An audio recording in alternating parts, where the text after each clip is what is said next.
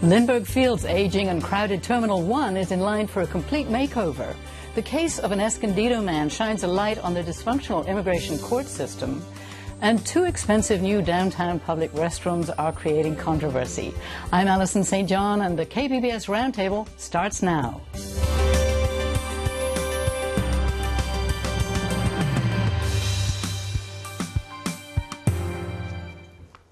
Welcome to our discussion of interesting and important stories in the news this week. I'm Alison St. John, in for Mark Sauer, and joining me at the KPBS Roundtable today are Roger Sholey, who covers growth and development for the San Diego Union-Tribune. Great to have you with us, Roger. Hi, Alison. Roxana Propescu, who's a freelance reporter. Roxana, thanks for joining us. Hi, Alison. And Claire Tragesser, who is a reporter, enterprise reporter for KPBS. Great to have you here too, Claire. Thank you, Alison. So Lindbergh Field's Terminal 1 was built the same year as Qualcomm Stadium. That's almost 50 years ago. And like Qualcomm, it's time to be thinking about an upgrade. The airport authority is looking at 5 options, and although a new terminal will not be built for some years, decisions made this year will shape the face of our airport for the next 20 years. So, Roger, all these plans cost more than $2 billion. Why don't you start off by telling us what is wrong with Terminal 1, actually? Well, as they say about Qualcomm Stadium, standards are different than they used to be for airports. In particular, the security arrangements are kind of primitive compared to what airports expect today. Not only that, the airport needs more gates for more airplanes. It needs more capacity for passengers over the next 20 or 30 years. And some of the services that people like when they go to the airports, like shops and restaurants, there's not much space in the Terminal 1. So for all those reasons, they feel like they should throw away this facility and build a new one. Or dump it, as it were. Yeah. So now this is a terminal that a lot of people have basically spent quite a bit of time on. Have you come through Terminal 1? What's your impression? Do you think it gives a good impression of San Diego? I was there quite recently taking Alaska Airlines, and it does seem like a completely different airport from Terminal 2. So for the reasons that you mentioned, you know, at least considering an upgrade and possibly going through with it seems like a good plan to way. Yeah, I think I was flying a lot of Southwest, and I maybe hadn't even been to the new Terminal 2 for a little while until it had already been finished, and then I went over there, and it's like a completely different airport. I mean, they seem like completely different buildings. Almost I mean, like they are different two buildings. different cities, yes, as you're flying in. Terminal 2, they did such a nice job with it. I mean, the amenities, it's streamlined. It's the security, you know, it all just came out so well. So that's something to look forward to if we could make that happen with Terminal 1. So 5 different options, Roger. What is the difference between them, and why does it seem like the board is sort of gravitating towards alternative number 5? Well, it's not like building the first terminal to begin with. There was nothing there in 1967. This time you have operating terminal that has to continue functioning while you build a new one. So that's one issue. All the infrastructure, the utility lines, the back of the house stuff has to be relocated to make room for the new building. So that explains why it's going to be a complicated matter. And they looked at a number of different issues. They wanted to connect the Terminal 1 to Terminal 2 so you could walk through after security and not have to go outside the building again. You had to make room for airplanes parking overnight, and it had to be efficient to be able to be built in phases. So that's the final 5th version or 5th choice you're looking at. Seems to be the best one from what I can tell. So you're saying that it's going to be built in phases. I mean, that is an issue, is how is it going to affect passengers when it starts happening? Well, they'll build the first part of it on the east side of the present building. So when that's done, then some of the building people move over to the new building. Then as they move along, the pieces will be added over the next few years. It's not clear when they can start construction. They haven't worked out the financing yet. So it may not be until 2020 before things actually begin. It could be, I don't know, several years before it's actually finished. Speaking of financing, I was curious, how did Terminal 2 do? Did they come in under budget, over budget, and their timelines, how did that work out? It was cost almost $1 billion. Okay. This is more than double that from the estimates that they've shown us. And it was on time, and it worked pretty well. There weren't too many issues as they built the thing out. Why do you think it's twice the price? Because it's not a larger terminal, is it? It's only 4 airlines. We've got like Southwest and Alaska. Well, the Terminal 2 was an addition to the other terminal. That was Terminal West, the Terminal 2 West. So it was just an addition to that building. This is a completely new building. So that's probably the reason why it's so expensive. If you think about it, it's more than twice the cost of what the Qualcomm Stadium expansion would be. And people wonder, why are we building a terminal there, why don't we build it on Pacific Highway, which was an issue that came up some years ago about moving the entire operation to Pacific Highway. The airport people said that wasn't going to work very well. Well, exactly. I mean, I was going to ask you, it makes so much more sense to have it linked to public transit. Any other big major metropolis has their airport linked to public transit. So it seems like we've let that idea go altogether. Is there any plan to improve how you get from, you know, like the rental cars and from the trolley and from Pacific Highway over to the terminals? Actually, that's actually part of this plan. In fact, Sandag is finishing up, or going to be improving the Palm Street Middletown trolley stop, opening next year. It's there now. They're just going to add better pedestrian access. Then you'll be eventually they're planning this multimodal transportation center of several $100 million somewhere south of Washington Street, and that's going to be a place for the trains, the buses, the cars, the trolley and coaster all would go, and there would be a bridge across Pacific Highway. And so then would people still be carrying their suitcases? Would there still be 2 or 3 blocks, you know, of just no connection? I mean, would there? Well, no. Then the assumption will be by then. This is, I don't know, 20 years from now, that you'll be able to go from this center across the highway, drop your luggage off, and it'll be taken over to the terminal. And then there's going to be a new road that's being built as part of this project right now, actually, on airport property, so it won't interfere with the Harbor Drive property. So they do something similar actually in Amsterdam. You can leave your luggage in the city center and then take the shuttle to the airport. So it's a lot easier that way. But hopefully they screen it first. Yeah, I think they. Well, they said that's a good point. They said they don't quite have the method to be able to move the traffic. People said, why don't you put a tunnel under the airport? Well, it's on filled tidelands, and it's, I don't know, 5 feet above the water table. So I doubt that's going to be working. So somehow they'll have to figure out a way of. Maybe there's a gondola taking your luggage over drones or something. We're building new terminals, but we haven't really figured out the long-term problems. And I mean, speaking of the long-term problems, this is to take us up to 2035, correct? And the airport reaches build-out at 2040. Right. So, I mean, what is the long-term plan? I mean, we're not just going to hit a wall, are we? Are we investing all this money for something that is going to be obsolete? Well, they've been saying we're going to hit our maximum for many years. So who knows what the the airport demand will be in 20 years in San Diego. There may be a new airport in Southern California. Instead of going to San Diego, you go to Palmdale or someplace. All of Southern California is impacted by airport maximums being met. LAX is almost at its top. Burbank and Orange County, San Diego, all of them are running into capacity problems over the next period. And if the federal government isn't going to step up its transportation funding, I'm not sure how we're going to pay for all this. And yes, just before we leave this topic, that is the final question. I mean, who is going to foot the bill? One of the issues is that each person is charged a $4.50 charge right now for facility expenses, and the airport says we need to increase that nationally and in San Diego to cover this, and Congress has refused to increase it for many years. In fact, there's a transportation bill, in Congress right now that I guess went to the president, and it's only a short-term fix. So we're not the only place in the country that faces this. Airports all over the U.S. are facing these problems, along with all the other transportation issues. Wow. So the decision will likely be made later this year as to quite how to upgrade this terminal, but that is a small part of a much bigger issue. Thank you very much, Roger. So the number of airport passengers isn't the only thing that's increasing. The number of immigrants being detained in detention centres around the country is also growing, and the judicial system is not keeping up. Roxana Popescu has reported a story for KPBS's partner iNewsSource. Tell us a little bit about the man that you followed from Escondido and his story.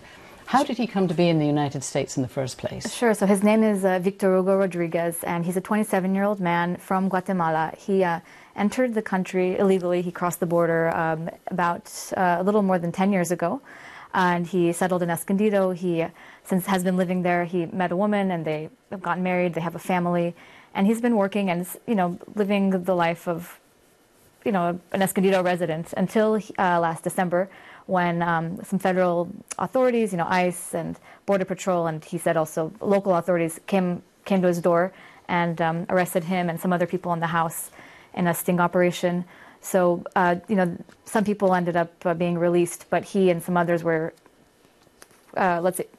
there was some action taken against him because they were not here illegally. So some people in the house were legal. His wife is a U.S. citizen, for example. But he was taken to a holding facility, in Chula Vista, and then he moved to Calexico, and he ended up staying there for 77 days.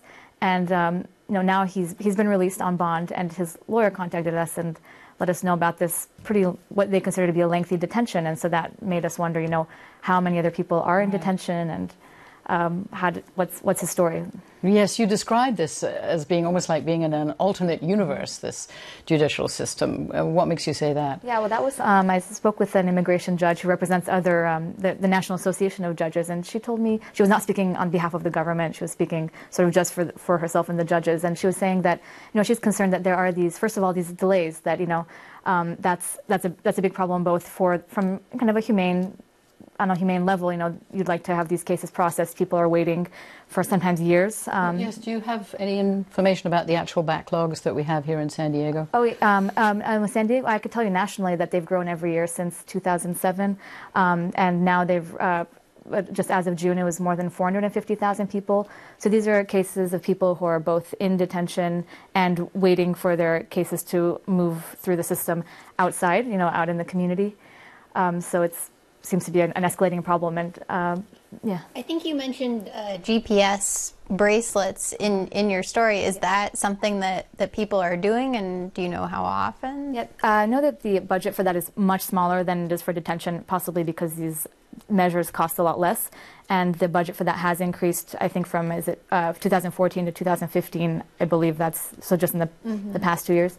But it's still a really small fraction of the overall kind of custody and operations budget for ICE and for DHS. And the lawyer of this man had said, why he could have been, if there was any concern about him, why not let him out earlier with an ankle bracelet, or there's other tools, because he didn't have a criminal record. I mean, he was not a family, yeah, right? Yeah. What's interesting to me is that Donald Trump has made a big issue of immigration in the U.S. and wants to throw everybody out, and that's fine, except when you look at the cost of managing this, it seems incredibly expensive. What is it, $2 billion they're spending right now? Yes. And the efficiency is not very good, and in this case, it looks like it's an arbitrary detention for someone who really shouldn't have been detained anyway. I guess there were people in the house with him, right? That prompted it, perhaps. That prompted it, and of course, he was part of this kind of a criminal investigation, so they had. What does ICE say as a justification for holding him so long? Well, they said, first of all, that these cases are really, a lot of them are a lot more complicated than they seem, and from the outside, it might make, you might think, oh, someone says that he has a right to asylum, well, let's let him wait in the community. Well, no, it's not that easy necessarily. Sometimes there's some certain checks they have to do about, background checks, and sometimes if they don't have strong ties to the community, for example, if they don't have a family to be released to, or there's reasons why somebody might end up, being held for a long time. Other issues might be just trying to find witnesses. If somebody says, oh, it's unsafe for me to go home, it might take a long time to find somebody in the village to prove that there is indeed a drug problem and there's people being murdered. And so how do you collect all that evidence? And so sometimes that could lead to delays, and that can happen while the person is detained instead of being out. You said he was also a candidate for a green card. That's because he was married to a U.S. citizen? Yeah, there's a couple ways in which he could get a green card. That's one of them. Also, he's been in the country for a long time, more than 10 years, and he has strong ties to the U.S. with his kids. He has now 2 U.S. citizen kids.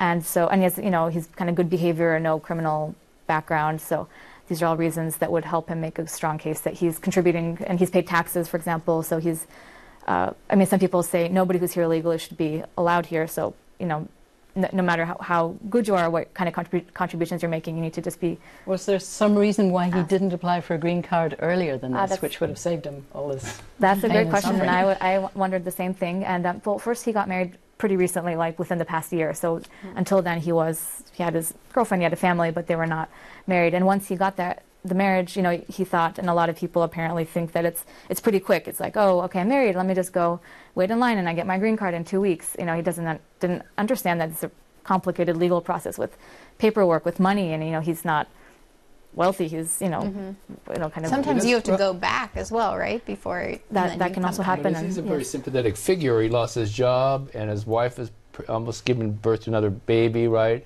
And what did it cost him to? he had to pay for his own lawyer, right? Yeah, he paid for his lawyer. I don't know how much he paid, but it was not a. I understand it was not a pro bono case. That's what the lawyer told me, and I know that costs can vary. I mean, I think that there's some firms have a sliding scale. I mean, it just depends. I mean, Did you tell us how much it cost to actually keep him in jail for that length of time, as opposed to perhaps having him, as Claire suggested, at home on ankle bracelet and detention? I don't know the cost of the ankle bracelet, but I know that it's a recent estimate is $159 per day. So altogether for 77 days, that would have been a little bit more than $12,000 if we follow that estimate. Hotel room. Yeah, one day. Right. Well, A nice except that it hotel probably room. wasn't a hotel. Did he tell you anything about the conditions in the jails? Because I know the UT, Greg Moran's been doing some coverage of the ACLU suit, claiming that the conditions in these detention centers is atrocious. Yes, we did talk about that. He said that he was not mistreated, he was not roughed up, but he did see other people, being interacted with in a kind of rough way, and asked them about, just the day-to-day. And, they could go outside, they could come back inside, but it was obviously, it's, deprived of freedom for a certain number of days. So is there actually any indication that there might be more immigration judges appointed so that this backlog can be overcome and some of these situations could not occur, which are hurting both the immigrants and the cost to the taxpayer? I spoke with somebody from the Department of Justice, and she said that there had been a hiring freeze because of, I don't know if it was sequestration or what prompted that, but there was a budget issues, and recently and so that led to a drop in judges, exacerbating it even more. Because if people would retire, there'd be attrition, and now they're starting to fill those empty spots. So at least they're starting to catch up. Now I understand there's another goal to further expand the number of judges, but I don't know by how much. But I think it's something that the government would also like to. So does he face now that he was arrested and put in? Does that jeopardize his green card possibilities? His lawyer seems optimistic that he's going to get a green card. I don't know how his recent interaction with law enforcement would affect that. If he just nothing had happened, he just shown up and said, "Hi, I'd like a green card." Would it be easier now or not? I don't know. But his lawyer says. What is his next step? His next step, well, he's waiting for a work permit. So far he's been working. He had a social security number that was not his. So that's he was upfront about that with me, and his lawyer shared that information. And so now it's trying to right that wrong, and then besides that, just waiting for so after he gets the work authorization. To get the green card. And his next hearing won't be for a couple of years, That's right. Now that they really prioritize the detained cases, so the next one will be in 2017. He'll be a grandfather by the time it gets settled. Well, thank you for bringing us a story that illustrates, a problem that is definitely facing this country in a much bigger context. Well, we've been talking about weighty issues. Our last topic should bring us a little light relief. It's about where people can relieve themselves in downtown San Diego. The city has invested in 2 Portland Loos public toilets that cost $250,000 each to install, but now there are calls to remove one of them. So, Claire, you reported on this and you went down there. You wrote that this controversy is creating a bit of a stink. But what did you find? Are they stinky? Actually, literally stinky? No, I mean, a little bit, but not worse than a gas station bathroom, I would say. And definitely much better than a porta potty because they're ventilated and they have slits along the bottom, which are also safety measures. Police or people outside can see if one person or multiple people are inside. It was a little dirty, but it wasn't that bad. Yeah. And, we've heard there's been, I believe, if not one, if not 2 grand jury reports calling for more public restrooms in downtown. So what about the location? Was there something wrong with the locations? Where are they? So one is at Park and Market near the trolley stop, and then one is at L Street and 14th Street, which is kind of right next to the tailgate parking lot by Petco. And the one that the city is saying has the problems is the L Street one, because that one, I guess, is a little bit too far off the beaten path. There isn't a lot of foot traffic there, and so that they're saying is what is contributing to crime and other problems. Okay, we have a little clip here from John Wentz of Stella Public House, just a few blocks away from this loo. Let's hear what he has to say. The criminal element in the area feeds on the area because the transient population is here.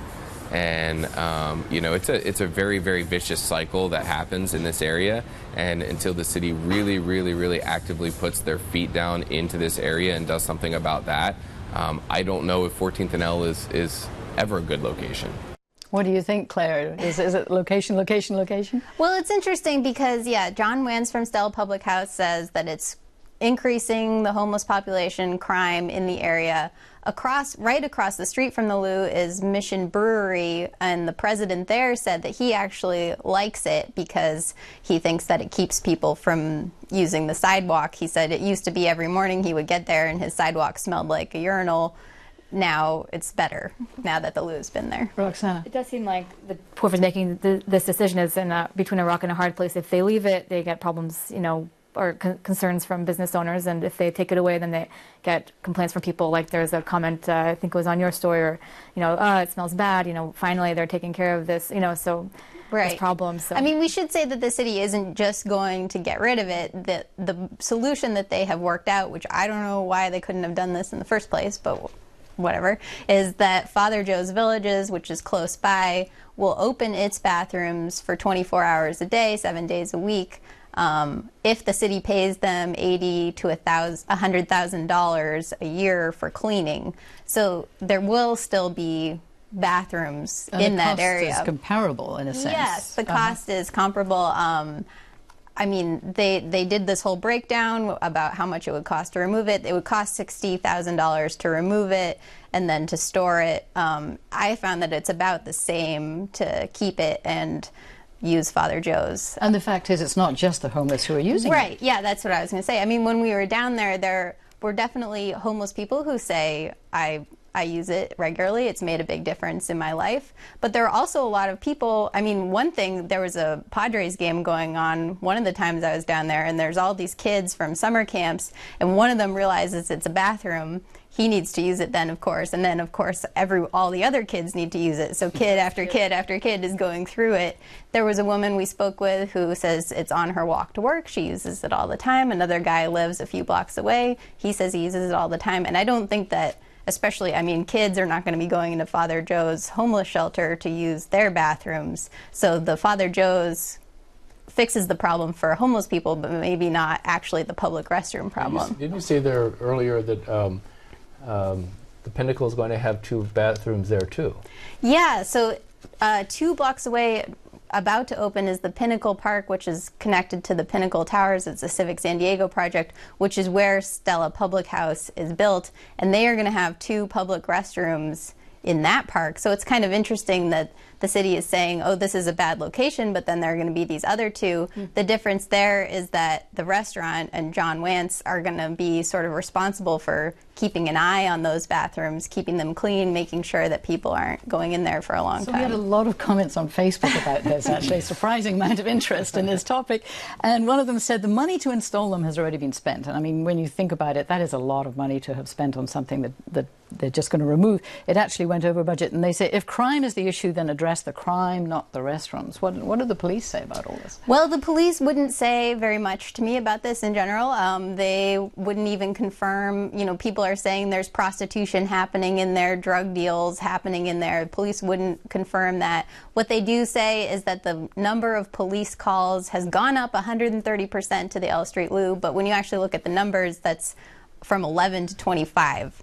So it's 25 calls over 3 months. It's not actually that many calls. It is an increase from 11, and there were actually 58 calls to the other Lou at Park and Market, and they aren't saying to remove that one. I wanted to throw one historical element into this, and that is that Horton Plaza redevelopment started because of the underground park bathrooms at Horton Plaza Park. Oh. And this year they're expanding the park and adding 2 bathrooms over there. So there's going to be 2 more public restrooms. But this issue has been going on for 50 years in San Diego, and it's too bad we can't solve it one way or another. Cropping up. What do you think? Somebody else on Facebook said, if they put it in storage, it'll never come out again. What do you think the chances are of them finding another location? Yeah, I mean, I don't understand also. So the idea is that they're going to get rid of it and then store it till they find another location. I don't know why they can't just find another location and move it there, why we have to store it in the meantime. So it seems like maybe they won't ever bring it back out again. I guess we'll have to see about that. There's definitely a need for it, just given how much use it's getting. Right. Well, and that grand jury report says, that downtown San Diego has a real need for more restrooms. Well, it came up before the city's Public Safety and Livable Neighborhoods Committee this week, and a couple of city council members what are they saying? So they're saying that they like the solution that Father Joe's Villages will open their restrooms. I guess the idea is the mayor could actually just move it or get rid of it now if he wants to, but they also asked staff to report back in 30 days on reaching an agreement with Father Joe's to use their bathrooms, and if that happens, then it sounds like they are willing to move it or store it and maybe move it. Okay. Well, I'll just finish here on one last quote from Facebook. They say, the greatness of a city, state, or nation can be found in how they treat the poorest among them. And this could be an indication of that. It's obviously a topic that isn't going to go away. So Yeah. more serious than we might imagine. Thank you so much. I'd like to thank you for joining us. We've been speaking with Roger Sholey of the San Diego Union Tribune and Claire Tragesser, the investigative reporter and enterprise reporter for KPBS, and Roxana Popescu, a freelance reporter. Thank you so much for joining the Roundtable. That's it for the Roundtable today. A reminder, all of the stories we discussed today are available on our website, kpbs.org. I'm Alison St. John. Thank you for joining us today on the KPBS Roundtable.